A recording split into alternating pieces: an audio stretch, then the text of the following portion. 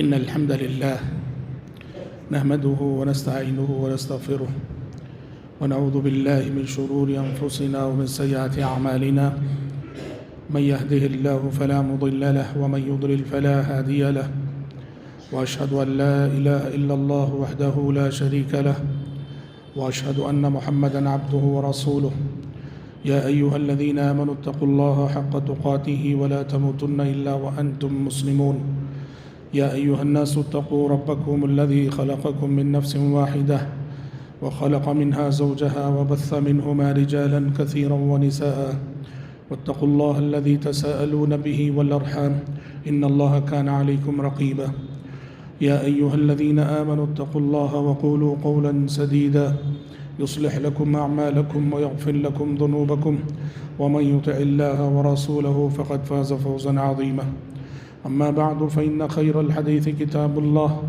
وخير الهدي هدي محمد صلى الله عليه وسلم وشر الأمور محدثاتها وكل محدثة بدعة وكل بدعة ضلالة وكل ضلالة في النار أعوذ بالله السميع العليم من الشيطان الرجيم من همزه ونفخه ونفسه ويسألونك عن الروح قل الروح من أمر ربي وما أوتيتم من العلم إلا قليلا۔ حضرات گرامی، ابھی میں نے آپ کے روبرو سورہ بنی اسرائیل کی ایک آیت پڑھی ہے۔ یہودیوں کی ایک جماعت تھی جس پر سے نبی کریم صلی اللہ علیہ وسلم کا گزر ہوا، تو یہودیوں نے پیارے نبی صلی اللہ علیہ وسلم سے سوال کیا کہ اگر آپ سچے نبی ہیں تو روح کی حقیقت کے بارے میں بتائیے۔ یہودیوں نے جب یہ سوال کیا تو اس کے جواب میں آسمان سے جبریل امین یہ وحی لے کر آئے، جس میں بتایا گیا کہ وَيَسْأَلُونَكَ عَنِ الرُّوحِ، اے محمد یہ لوگ آپ سے روح کے بارے میں پوچھ رہے ہیں۔ قُلِ الرُّوحُ مِنْ أَمْرِ رَبِّي، فرما دیجئے کہ روح میرے رب کے حکم سے ہے۔ وَمَا أُوتِيتُم مِّنَ الْعِلْمِ إِلَّا قَلِيلًا، اور تمہیں بہت تھوڑا سا علم دیا گیا ہے۔ روح کے سلسلے میں انہوں نے سوال کیا تو آسمان سے یہ جواب آیا کہ انسانوں کو اللہ کی جانب سے جو علم ملا ہے وہ بہت تھوڑا ہے، بہت تھوڑا ہے، اور روح اتنی بڑی چیز ہے کہ اس تھوڑے سے علم کو لے کر روح کی حقیقت کو پانا، روح کی حقیقت کو پہنچنا انسان کے لیے بڑا مشکل ہے۔ اس لیے کہا گیا کہ بس اتنا جان لو، قُلِ الرُّوحُ مِنْ أَمْرِ رَبِّي، روح کیا ہے؟ یہ میرے رب کا حکم ہے، یہ میرے رب کے حکم سے آتی ہے۔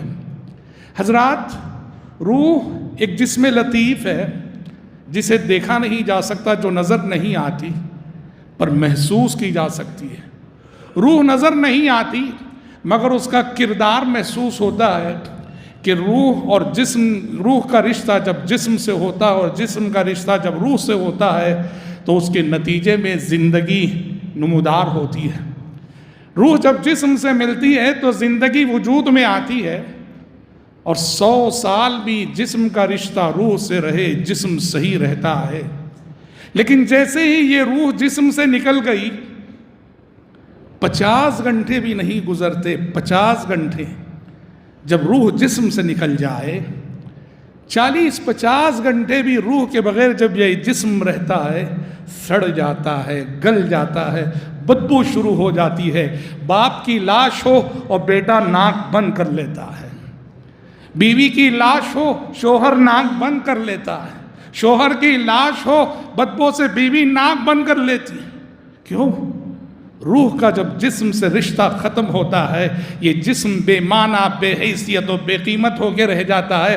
100 سال جسم کا رشتہ روح سے رہا اور 100 سال بدن سے ہی رہا، اور جیسے ہی روح بدن سے نکل گئی، یہ جسم 40-50 گھنٹے بھی صحیح نہیں رہتا، سڑ جاتا ہے، گل جاتا ہے، اور اس میں بدبو شروع ہو جاتی ہے۔ روح کو اللہ تبارک و تعالیٰ نے جسم سے پہلے پیدا کیا۔ روحیں جسم سے پہلے بنائی گئیں، روحیں جسم سے پہلے پیدا کی گئیں۔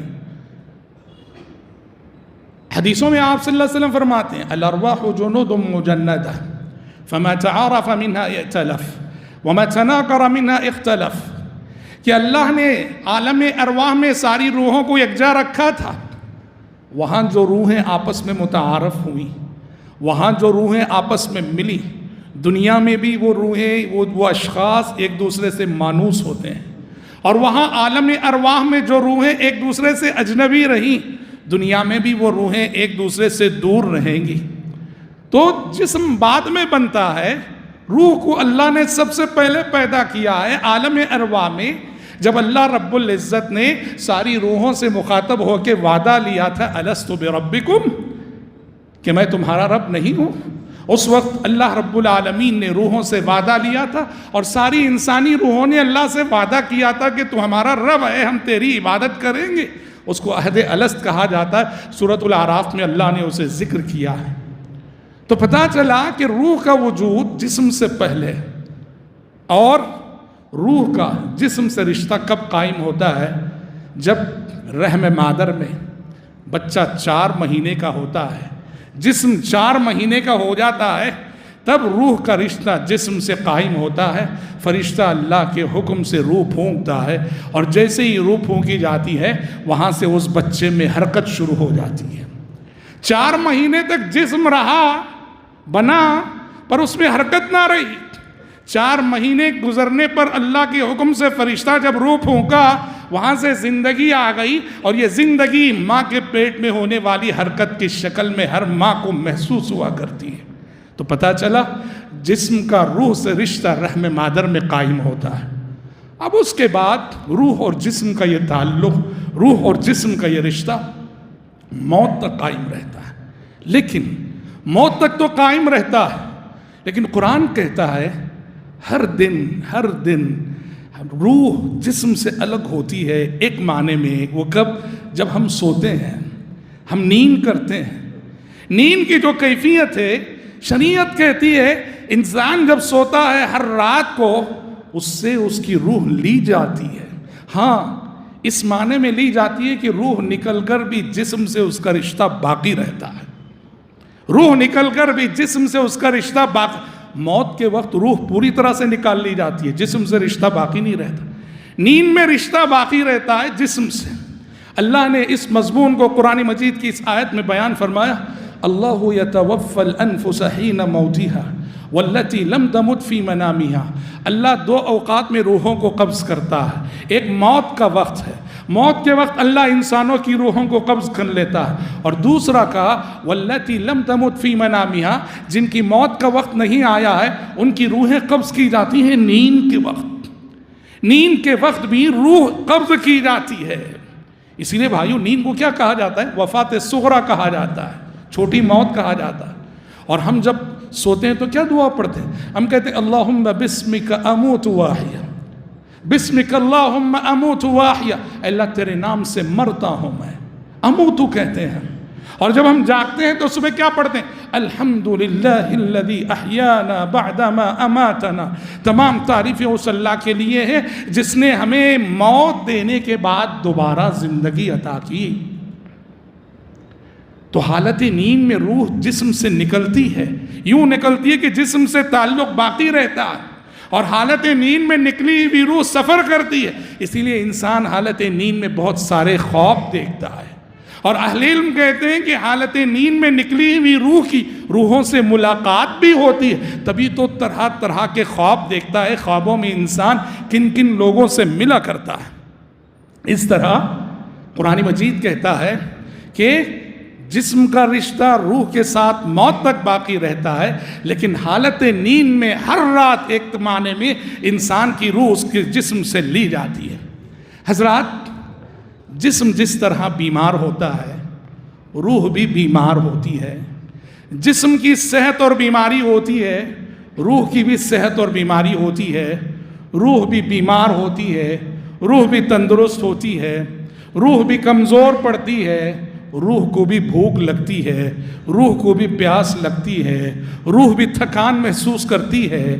جو کیفیتیں جسم پہ گزرتی ہیں، جسم کو بھوک لگتی ہے تو ہم کھاتے ہیں، جسم کو پیاس لگتی ہے تو ہم پیتے ہیں، جسم تھکتا ہے تو ہم آرام کرتے ہیں، یہ ساری کیفیتیں روح پہ بھی گزرتی ہیں۔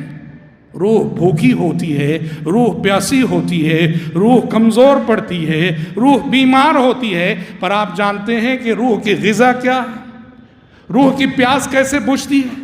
بیمار روح کا علاج کیسے ہوتا ہے؟ روح کی غذا عبادت ہے، روح کی غذا عبادت ہے، روح کی غذا تلاوت ہے، روح کی غذا اللہ سے تعلق ہے، روح کی غذا اللہ تبارک و تعالیٰ کا ذکر ہے۔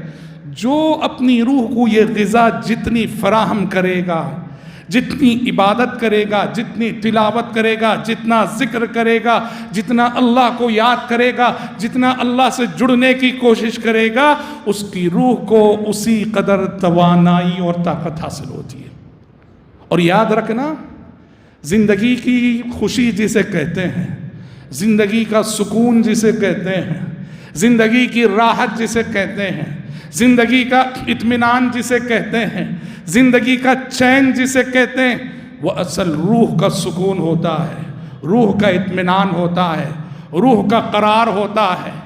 اگر آپ کی روح بھوکی ہو، آپ کی روح پیاسی ہو، آپ کی روح بیمار ہو، آپ کو زندگی کی حقیقی خوشیاں نہیں ملیں گی، زندگی کا حقیقی سکون آپ کو نہیں ملے گا، زندگی کا حقیقی چین آپ کو نہیں ملے گا۔ اس لیے یاد رکھنا، میری اور آپ کی زندگی کی جو حقیقی خوشیاں اور سکون ہے، اس کا دار و مدار جسم سے زیادہ روح پر ہوا کرتا ہے۔ جو اپنی روح کا جتنا خیال رکھتا ہے، اس شخص کی زندگی کا کانفیڈنس ہی کچھ الگ لیول کا ہوتا ہے۔ عبدالعزیز بن عبداللہ بن باز رحمۃ اللہ علیہ جانتے ہیں، سعودی عرب کے سابق مفتی گزرے ہیں، بہت نیک، بڑے اللہ والے، بڑے متقی انسان گزرے ہیں، نابینا تھے، اندھے تھے، بہت بڑے عالم تھے، 90 سال کی عمر پائی، 90 سال کے بڑھاپے میں انتقال ہوا، اور یہ 90 سال ایسے گزارے انہوں نے جہد مسلسل میں، مسلسل محنت میں، انہوں نے اپنی زندگی میں کبھی کوئی چھٹی نہیں لی، زندگی میں کبھی کوئی چھٹی نہیں لی۔ جوانی میں جو ذمہ داریاں شروع کی، جو محنت شروع کی، 90 سال کے بڑھاپے تک وہ محنت جاری رہی۔ لوگ ان کی محنت کو دیکھ کر، ان کی جستجو کو دیکھ کر اش کرتے تھے۔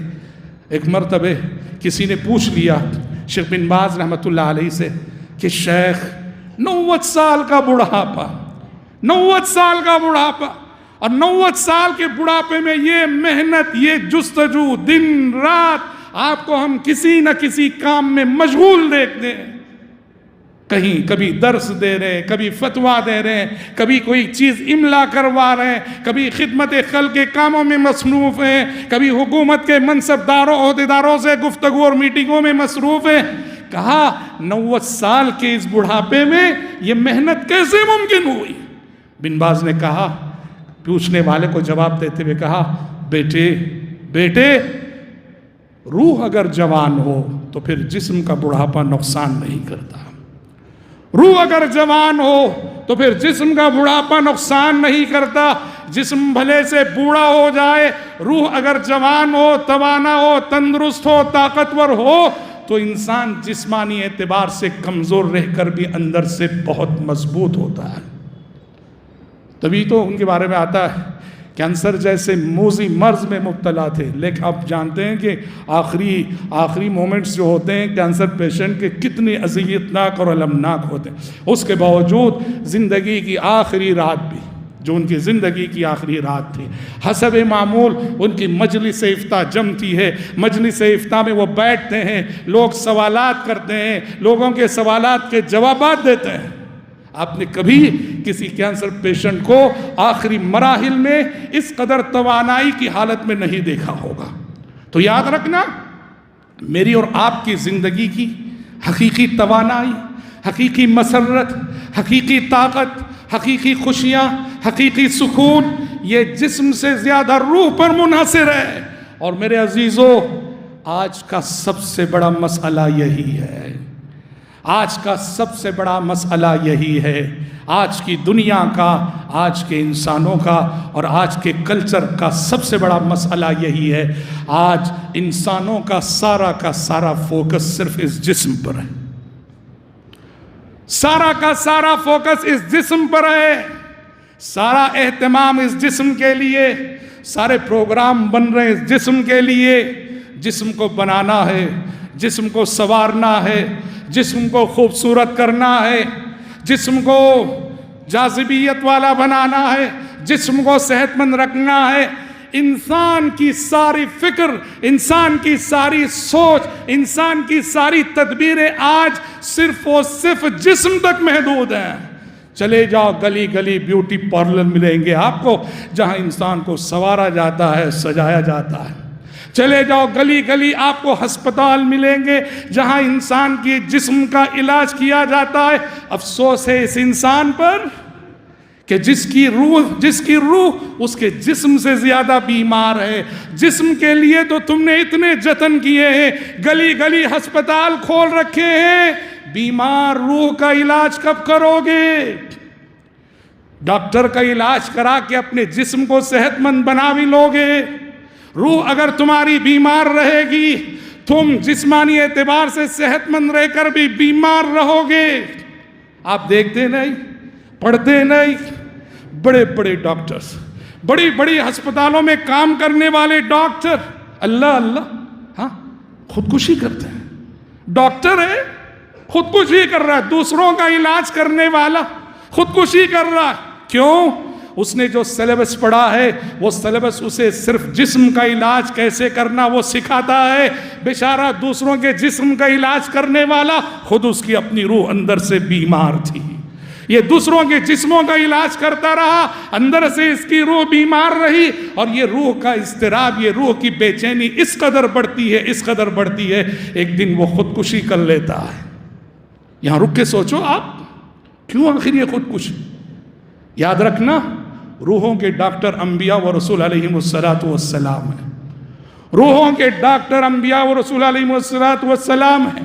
روحوں کا علاج انبیاء و رسول علیہم السلام کی تعلیمات میں ملے گا، اور انہی کی تعلیمات ہی میں ملے گا۔ جو انبیاء و رسول علیہم السلام کی تعلیمات سے انحراف کرے گا، جو پیغمبروں کی تعلیمات سے انحراف کرے گا، اسے اس زمین پر کبھی واللہ العظیم سچی خوشیاں اور سچا سکون نہیں ملے گا۔ وقتی سکون ملے گا، وقتی اطمینان ملے گا، وقتی خوشیاں ملے گی، لیکن یہ خوشیاں، یہ سکون دیر تک رہنے والا نہیں، یہ بہت جلد فنا ہو جائے گا۔ زندگی کا حقیقی سکون چاہتے ہو، جسم سے زیادہ روح کی فکر کرو۔ زندگی کی حقیقی مسرتیں اور خوشیاں چاہتے ہو، جسم سے زیادہ روح کی فکر کرو۔ زندگی کا قرار چاہتے ہو، جسم سے زیادہ روح کی فکر کرو۔ آپ کی روح جتنی توانا رہے گی، جتنی تندرست رہے گی، جتنی جوان رہے گی، آپ کی زندگی اسی قدر خوب گزرے گی۔ حضرات، کتاب و سنت کی تعلیمات کے مطابق روح کے تعلق سے ایک اہم مرحلہ وہ ہے جب اس جسم سے روح کا رشتہ ختم ہوتا ہے، جسے ہم موت کا وقت کہتے ہیں۔ موت کے وقت ایک مومن کی روح اور ایک نافرمان انسان کی روح، ملائکہ کا سلوک کیسے ہوتا ہے، اور ملائکہ کی حاضری جب ہوتی ہے تو اس روح کا کردار کیا ہوتا ہے۔ قرآن مجید نے ان دونوں مضامین کو آیتوں میں بھی پیش کیا، اور لسان نبوت نے احادیث میں بھی اس مضمون کو پیش کیا ہے۔ چنانچہ احادیث میں آیا ہے، ایک مومن کی موت کا وقت جب آتا ہے، یعنی جب اس کی روح کا رشتہ اس کے جسم سے ختم ہونا ہوتا ہے، جسے ہم موت کہتے ہیں، اللہ پیارے نبی فرماتے ہیں کہ مومن کی روح اس آسانی سے نکالی جاتی ہے۔ پیارے نبی نے مثال دی جیسے پانی کے ایک مٹکے سے پانی کا قطرہ چھلکتا ہے۔ پانی کے مٹکے سے پانی کے قطرے کو نکلنے میں کوئی تکلیف نہیں ہوتی، کوئی دشواری نہیں ہوتی، بڑی آسانی سے وہ قطرہ چھلک جاتا ہے۔ پانی کے مٹکے سے پانی کا قطرہ جیسے چھلکتا ہے، مومن کی روح جب ملائکہ آتے ہیں اس آسانی سے نکلتی ہے، اور یہ ملائکہ اس پاکیزہ روح کو جنت سے لائے ہوئے خوشبودار کفن میں لپیٹتے ہیں۔ اسی لیے بعض صالحین کی موت کے وقت سارے لوگ گواہی دیتے ہیں، گھر والے، اچانک خوشبو اور مہک محسوس ہوتی ہے، اور واللہ العظیم ایسے دسیوں واقعات دنیا میں پیش آئے ہیں۔ نیک صالح لوگوں کی روح جب قبض ہوتی ہے، اس کمرے میں جہاں ان کی لاش ہوتی ہے، عجیب طرح کی خوشبو اور مہک محسوس ہوتی ہے۔ آپ نے فرمایا یہ ملائکہ جنت سے لائے ہوئے خوشبودار کفن میں اس کی روح کو لپیٹتے ہیں، اور لے کے آسمان کی جانب چڑھ جاتے ہیں۔ آسمانوں پہ استقبال ہوتا ہے اس پاکیزہ روح کا، آسمان کے دروازے کھول دیے جاتے ہیں اس پاکیزہ روح کے لیے، آسمان کے دروازے پر دروازے پار کرتے ہوئے یہ پاکیزہ روح ملائکۃ الرحمہ کے ذریعے سے علیین تک پہنچتی ہے، اپنے مقام تک پہنچتی ہے۔ اور وہیں آپ صلی اللہ علیہ وسلم نے کہا جو نافرمان ہے، جو اللہ رب العزت کا باغی ہے، جو مشرک ہے، جو کافر ہے، جو بے ایمان ہے، جو فاسق ہے، جو فاجر ہے، قرآن مجید نے کہا وَلَوْ تَرَى إِذِ الظَّالِمُونَ فِي غَمَرَاتِ الْمَوْتِ وَالْمَلَائِكَةُ بَاسِطُو أَيْدِيهِمْ أَخْرِجُوا أَنفُسَكُمْ، کہا کہ کاش اس گھڑی کو آپ دیکھ لیتے جب کافر، مشرک، نافرمان موت کی غشی میں مبتلا ہوں گے، والملائکۃ باسطوا ایدیہم، اور ملائکۃ العذاب ہاتھ پھیلائے کہہ رہے ہوں گے نکلا نکلا، اور ملائکۃ العذاب کو دیکھ کر اس کی روح چھپنے کی کوشش کرے گی بدن میں، اور پیارے نبی فرماتے ہیں کہ یہ ملائکۃ العذاب بالآخر اس کی روح کو یوں نکالیں گے، اس تکلیف سے نکالیں گے۔ آپ نے مثال دی کیسے کہ اگر کوئی کانٹے دار جھاڑی ہو، کانٹے دار جھاڑی پر اون کا بھیگا ہوا کپڑا چمٹا ہوا ہو، اون کا بھیگا ہوا کپڑا کانٹے دار جھاڑیوں کی کانٹیوں میں چمٹا ہوا ہو، جب ہم اسے گھسیٹ کے کھینچ کے نکالتے ہیں تو جس تکلیف سے جگہ جگہ شق ہو کر پھٹ کر وہ کپڑا نکلے گا، ایک نافرمان اور فاسق و فاجر کی روح بھی اسی عذاب کے ساتھ نکلے گی، اور پھر بدبودار کفن ہوں گے، بدبودار کفن ہوں گے، اس میں اس روح کو لپیٹا جائے گا، اور آسمان کی جانب لے کر جب چڑھیں گے آسمان کے دروازے بند کر دیے جائیں گے، اس روح کے لیے آسمان کے دروازے بند کر دیے جائیں گے، آسمان کے دروازے کھولے نہیں جائیں گے، اسے پھر نیچے زمین میں پھینک دیا جائے گا۔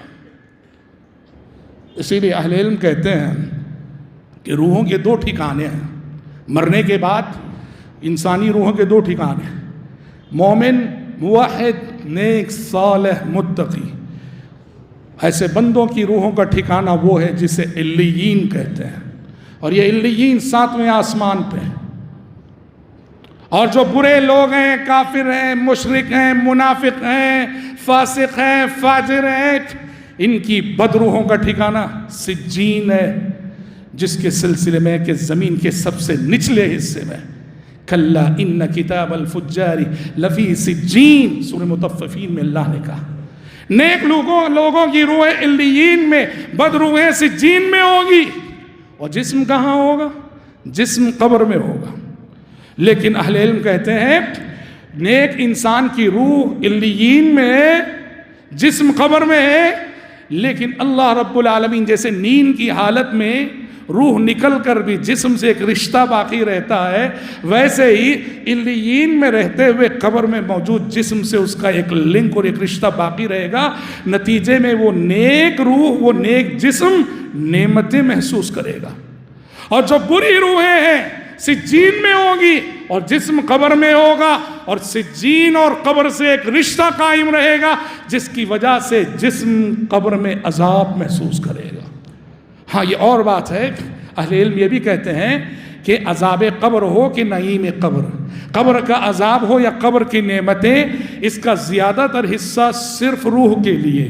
ہاں روح کا رشتہ جسم سے جب اللہ کو منظور ہو، قائم ہوتا ہے، تب عذاب روح کے ساتھ جسم بھی محسوس کرتا ہے، اور تب نعمتیں روح کے ساتھ جسم بھی محسوس کرتا ہے، جب اللہ کو یہ رشتہ علیین اور سجین سے قبر میں موجود جسم سے قائم ہونا منظور ہو۔ روحوں کے تعلق سے ایک مسئلہ یہ بھی ہے، لوگوں میں ایک بڑی غلط فہمی پائی جاتی ہے روح کے سلسلے میں، اور ہم لوگوں کو کہتے سنتے ہیں کہ روحیں بھٹکتی ہیں، روحیں بھٹکتی ہیں، روحیں حاضر ہوتی ہیں۔ ہاں خصوصاً کسی کا انتقال اگر ایکسیڈنٹ میں ہو جائے، لوگ کہتے ہیں کہ اس کی روح جو ہے بھٹکتی رہتی ہے، یہ سب غلط باتیں ہیں۔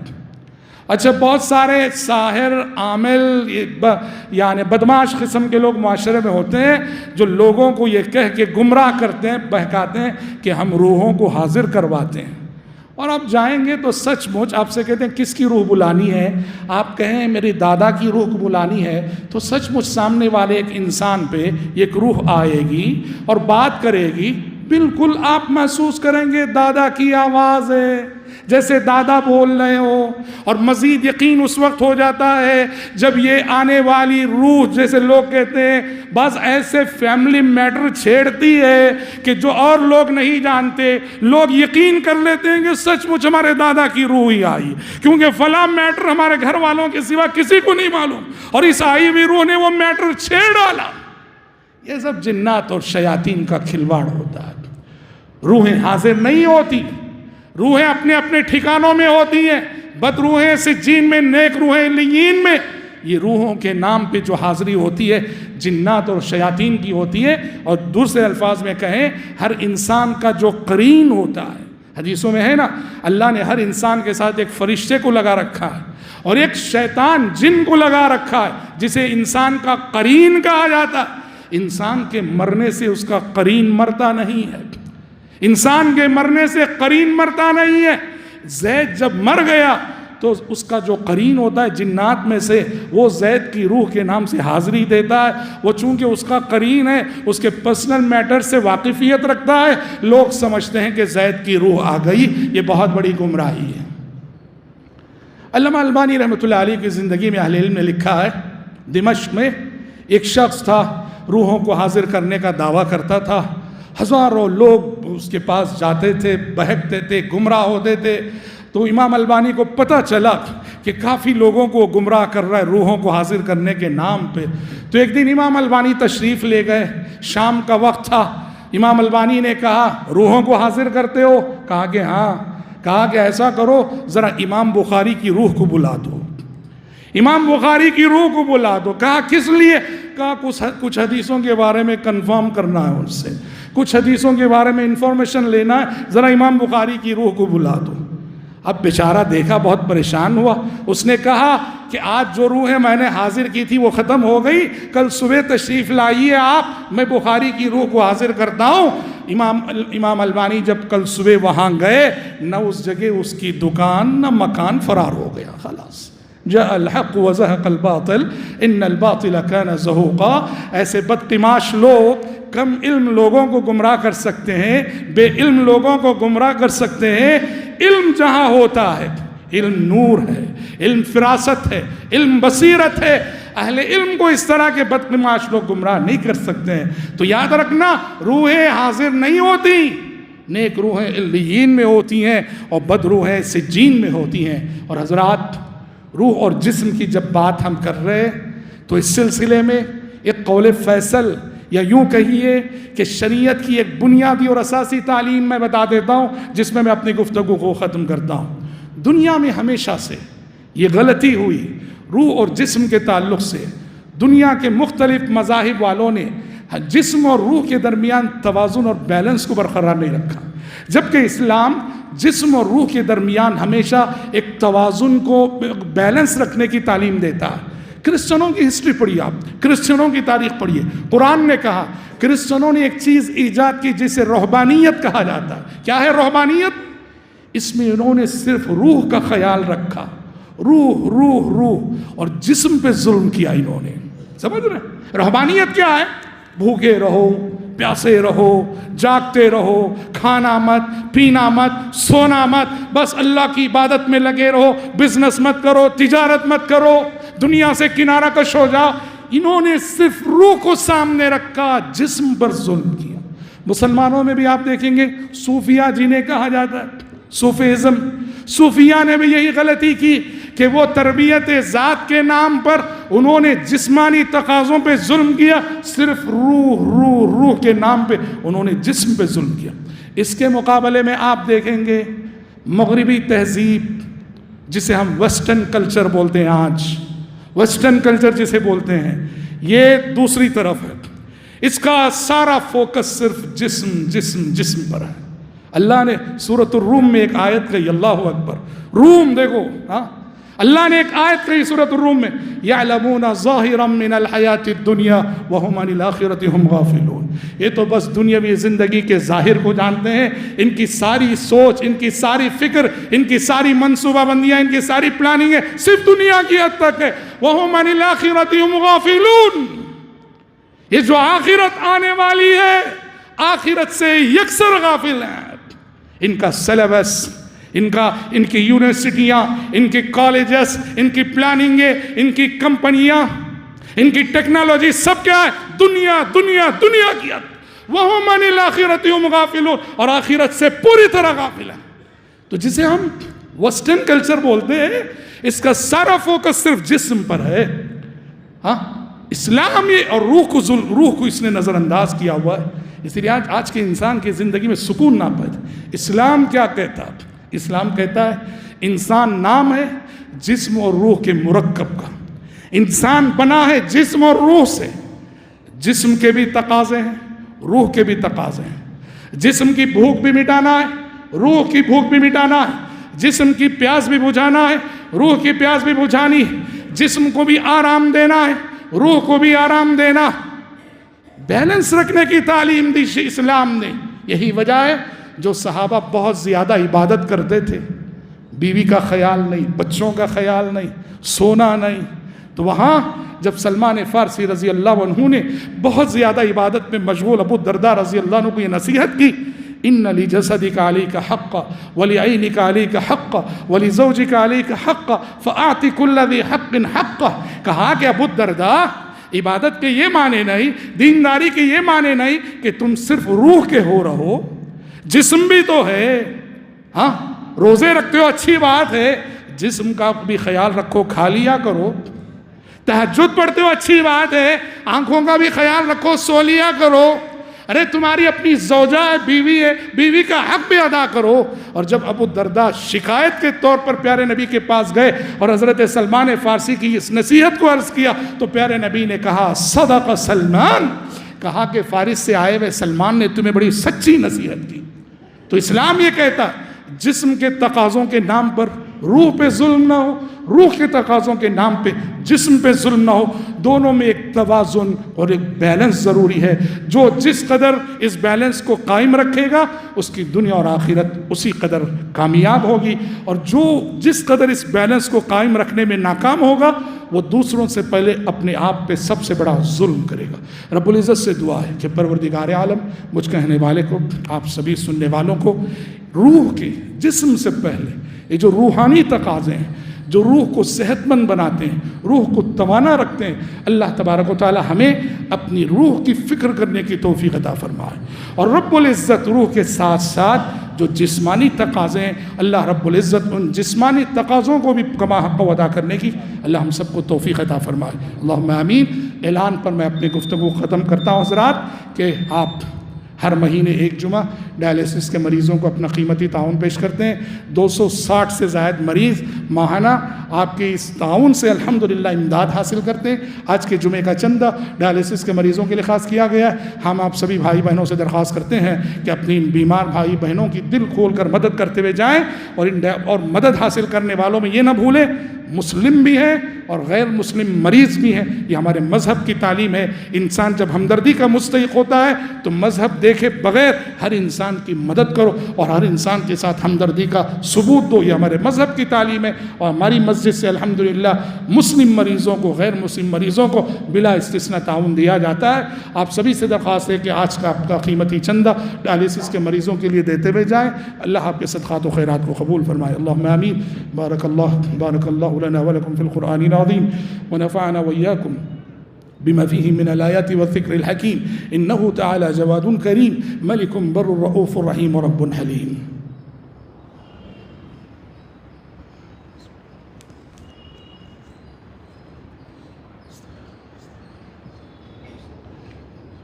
إن الحمد لله نحمده ونستعينه ونستغفره ونعوذ بالله من شرور أنفسنا ومن سيئات أعمالنا من يهده الله فلا مضل له ومن يضلل فلا هادي له وأشهد أن لا إله إلا الله وحده لا شريك له وأشهد أن محمدا عبده ورسوله. أما بعد، فإن خير الحديث كتاب الله، وخير الهدي هدي محمد صلى الله عليه وسلم، وشر الأمور محدثاتها، وكل محدثة بدعة، وكل بدعة ضلالة، وكل ضلالة في النار. أعوذ بالله السميع العليم من الشيطان الرجيم. إن الله وملائكته يصلون على النبي يا أيها الذين آمنوا صلوا عليه وسلموا تسليما. اللهم صل على محمد وعلى آل محمد كما صليت على إبراهيم وعلى آل إبراهيم إنك حميد مجيد. اللهم بارك على محمد وعلى آل محمد كما باركت على إبراهيم وعلى آل إبراهيم إنك حميد مجيد. وصل على جميع الأنبياء والمرسلين والملائكة المقربين والخلفاء الراشدين. اللهم انصر من نصر دين محمد صلى الله عليه وسلم واجعلنا منهم آمين، واخذل من خذل دين محمد صلى الله عليه وسلم ولا تجعلنا منهم آمين. عباد الله رحمكم الله، إن الله يأمر بالعدل والإحسان وإيتاء ذي القربى وينهى عن الفحشاء والمنكر والبغي يعظكم لعلكم تذكرون. واذكروا الله يذكركم وادعوه يستجب لكم ولذكر الله أكبر والله يعلم ما تصنعون.